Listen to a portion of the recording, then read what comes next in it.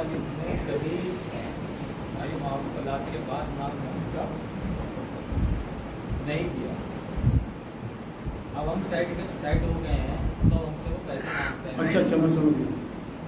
इनका कहना है कि बाप ने माँ को तलाक दे दी, छोटे छोटे बच्चे थे, उन्हें कोई नाम नफा नहीं दिया, अब वो लोग सेट हो गए, कारोबार या बड़े बड़े बिजनेस या जो भी कुछ होगा, तो वो हमसे पैसे मांगते हैं, तो हम क्या पैसे दें?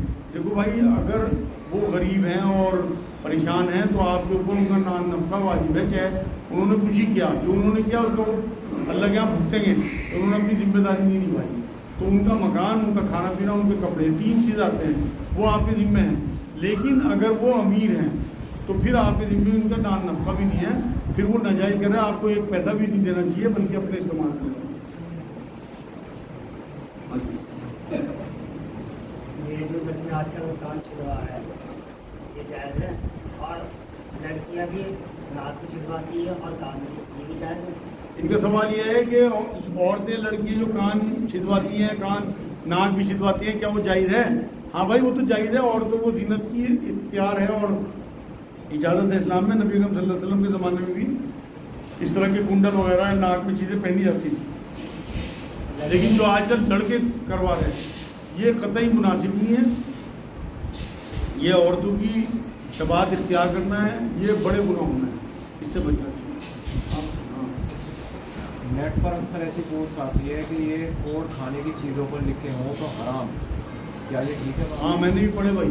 इनका सवाल ये है कि खाने की चीज़ों पे कुछ कोड पड़े रहते हैं, नेट पे अक्सर इस तरह की वीडियोस आती हैं या इस तरह के स्टेटमेंट आते हैं लोगों के कि इन कोड की चीज़ें जो हैं वो हराम है, इनमें सूअर की चर्बी है या गाय का खून है या कुछ इस तरह की बातें मैंने पढ़ी।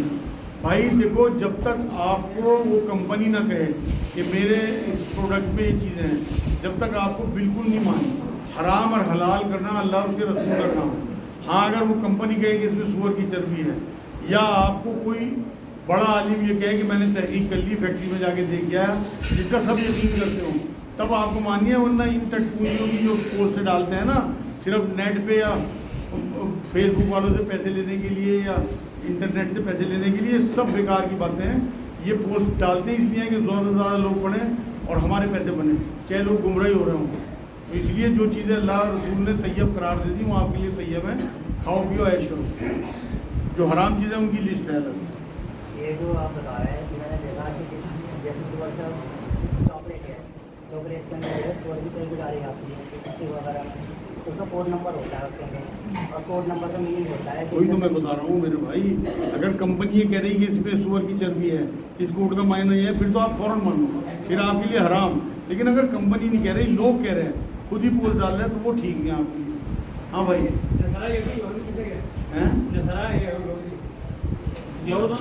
यहूद और नसारा, यहूद एक कौम है जैसे मुसलमान है।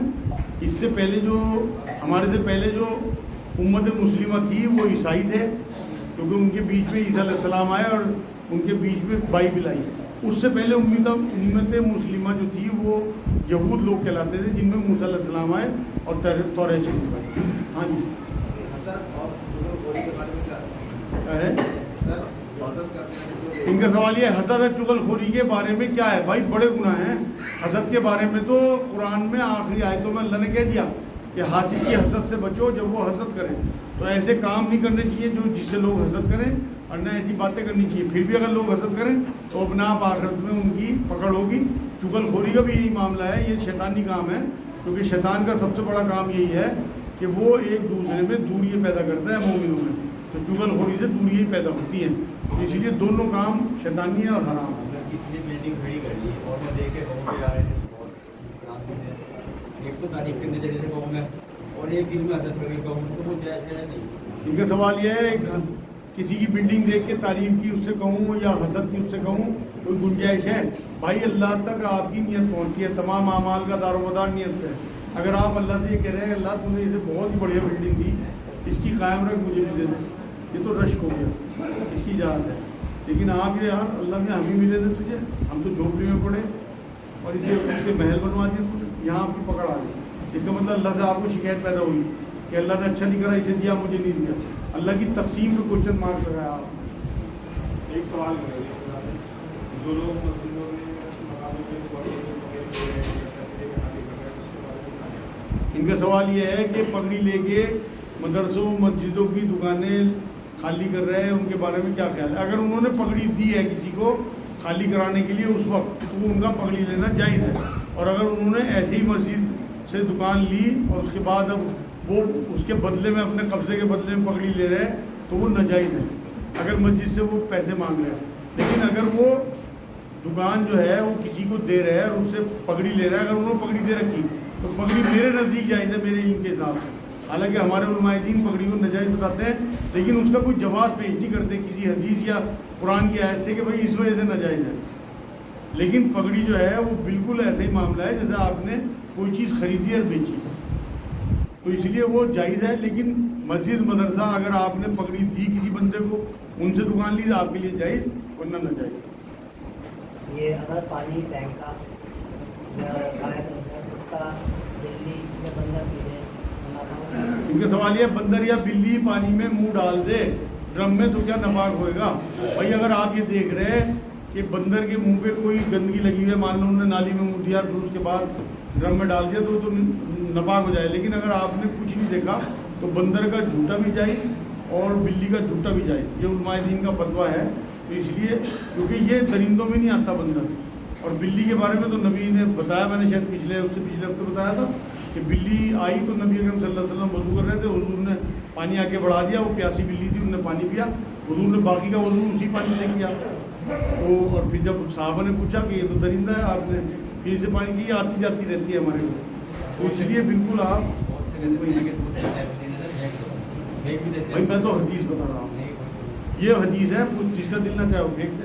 अच्छा, अक्सर घरों में आटे के ड्रम में चूहे वगैरह आ जाते हैं, तो उससे पाकी कैसे हासिल की जाएगा? मानो की गंदगी पड़ी होगी। इनका सवाल यह है कि चूहे वगैरह आटे में या गेहूं में घुसे और वो मेंगनी कर दें तो उससे कैसे पाकी आती? उसे निकाल के फेंक दें, उनकी मेंगनी भी नाजायज़ नहीं है, बिल्कुल हराम नहीं है, मगर खा नहीं सकते, उसे पका नहीं सकते।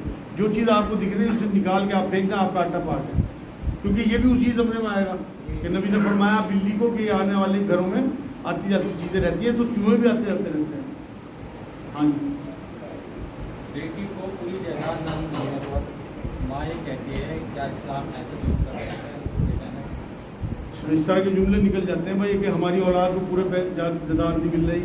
मान लो मैयत के माँ बाप को, उसके रिश्तेदारों को, जो अल्लाह ने पूरे निसा है 11, 12, 13 में बयान किए हिस्से, तो इस तरह के जुमले मेरे नज़दीक तो कुफ्र हैं। इस्लाम क्या ऐसा जुल्म करता है? क्योंकि अल्लाह ने सोच समझ की शरीयत बयान की, कुरान में पूरे फ़राइज़ उतारे और डिस्ट्रीब्यूशन। इसका मतलब तो फिर ये भी होगा कि भाई अल्लाह माज़अल्लाह ज़ालिम है, तुमने इतनी सर्दी में फजर की नमाज़ फ़र्ज़ कर रखी, जिन जो गरीब लोग हैं उनके यहाँ तो गीज़र भी नहीं होते, और जो सफ़र में हर जगह नमाज़ फ़र्ज़ कर रखी है, माज़अल्लाह उनने जुल्म कर रखा है। ये शरीयत है और ये हमारे फ़ायदे के लिए है। जो फ़ायदा उठाना चाहे, अब नहर बह रही, आप ना उससे फ़ायदा उठाओ तो बहती रहेगी, ये तो शरीयत है, नहीं फॉलो करो, अल्लाह को पकड़ थोड़ी कर रहा, पकड़ तो आखिरत में है।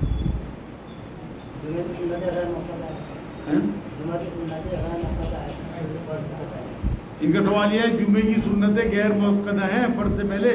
भाई 2 और 2 4 सुन्नतें नबी अकरम सल्लल्लाहु अलैहि वसल्लम फ़र्ज के बाद पढ़ते थे, फ़र्ज़ों से पहले हुजूर ने कभी कोई सुन्नत नहीं पढ़ी, तो गैर मुअक्कदा ही है, जितनी मर्जी पढ़ो आप। भाई के पास 50,000 रुपये लगाए थे, वो मुझे 800 रुपये महीना देते हैं, क्या ये जायज़ है? अब भाई ने ये भी देना बंद कर दिया है, क्या करूँ? टाइम बता दो। 10 बजे।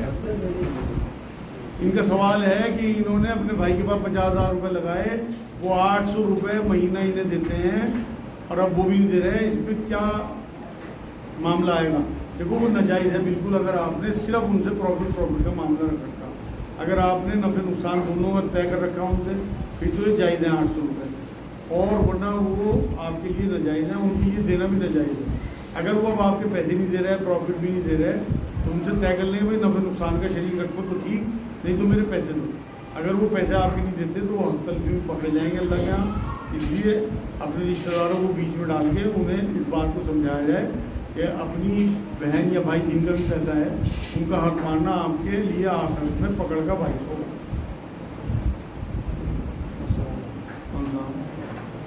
समाचार में रखते हैं आज दिन 40 साल से जो मस्जिद नमाज पढ़ते हैं, हाँ लेकिन जो लोग जमात के साथ हैं वो ज़बरदस्त तरीके से मार धार करते हैं, समझ गए जी। और उसका कोई साथ नहीं है, पैसे छीनते हैं और ये कहते हैं कि आपको जमात में जाना पड़ेगा। मैं कहा भाई मैं नहीं जा सकता, मैं बीमार हूँ, मेरी घरवाली बीमार है, मेरे घरवाली के 3 ऑपरेशन हो चुके हैं, लुधियाना से हमसीमा, यहाँ DP जैन के यहाँ तारावती के अंदर बड़े 3 ऑपरेशन।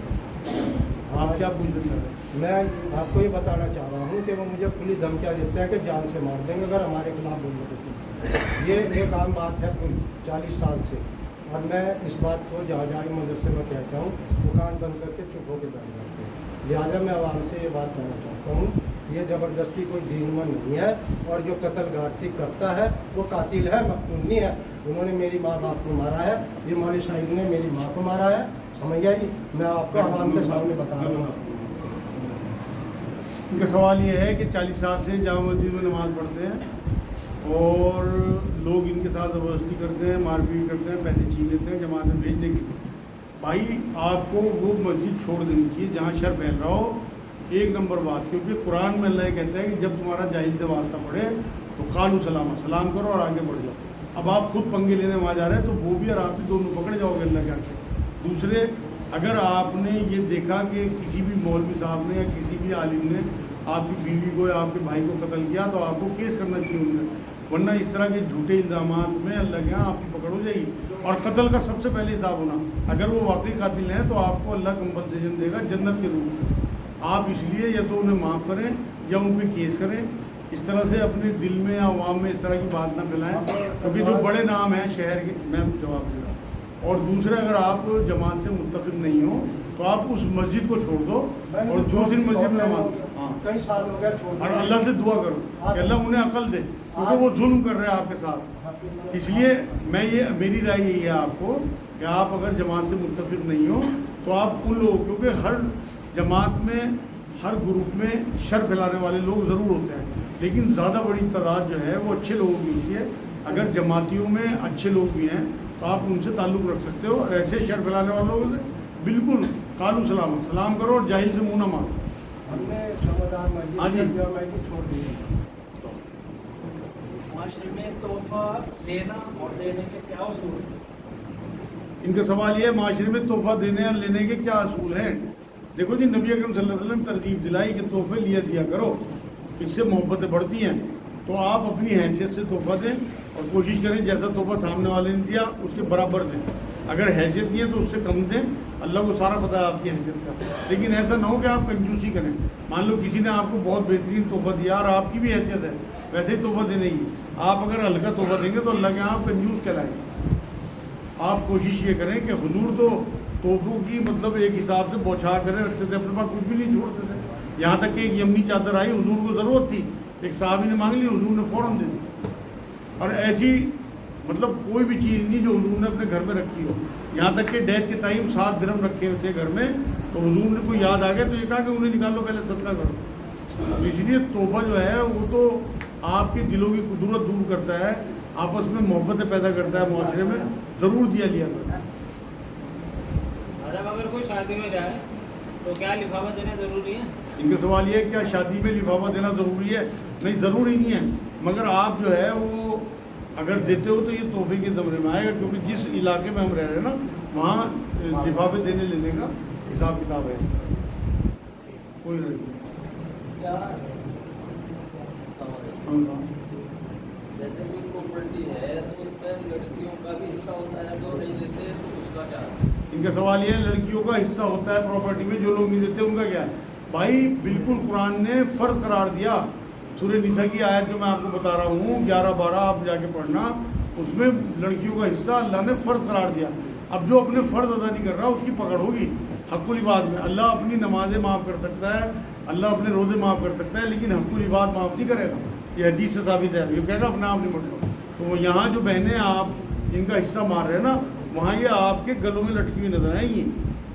इनके जो गुनाह हैं वो आपके ऊपर लाद दिए जाएंगे, आपकी नेकी उन्हें दे दी जाएंगी, क्योंकि वहाँ करेंसी जो है वो माल तो होगा नहीं, ना जदाद, ना किसी किस्म का इख्तियार, ना पैसा। वहाँ तो नेकी होंगी और बदी होंगी। انہی سے لین دین کرایا جائے گا. اس لیے بچو, جس نے مار رکھا ہو اپنی بہنوں بیٹیوں کا حصہ فوراً نکالو, فوراً, چاہے آپ کے پاس کچھ بھی نہ بچے, تبھی آپ کی آخرت بچے گی. میں نے ایک چیز سنی ہے کہ اگر جو ہم اپنی بہن کی شادی کرتی کہ اس میں یہ کہا جا کہ آپ کا حصہ بھی اسی کے اندر ہے جو خرچ ہو رہا ہے, کیا یہ ان صحیح کا ہے؟ سوال یہ ہے بہنوں کی شادی کرنا, کیا ان کا حصہ دے دینا ہے؟ بھائی دیکھو, جس باپ کے مال سے آپ نے اپنی شادی کی اسی مال سے بہن کی شادی کی. یہ تو آپ اپنے لیے بھی یہی بات سوچو جو بہن کے لیے سوچا, یہ حدیث ہے, جو اپنے لیے سوچو اپنے بھائی کے لیے سوچو. اور یا پھر آپ طے کر لو بہن سے کہ دیکھ بہن, تیری شادی میں 5 لاکھ روپے لگا رہا, جو تیرا وہ وراثت بیٹھے گی اس میں سے کٹے گی. اگر وہ حامی بھر لیتی ہے پھر کوئی حرج نہیں, اگر آپ نے کمٹمنٹ کر لیا. لیکن یہ کہہ دینا کہ بہن مطالبہ کرے اپنے حصے کا کہ ہم لوگ تیری شادی کرنی, تو تو نے اپنی شادی نہیں کری, اپنی بھی تو شادی اسی پیسے میں سے کری. بس جی میرے خیال میں آج کے لیے اتنا ہی. وما علینا الا البلاغ. اللہم صلی علی سیدنا محمد وعلی آل سیدنا محمد وبارک وسلم. اے اللہ تمہارے گناہوں کو معاف فرما, یا اللہ تو رحمت فرما.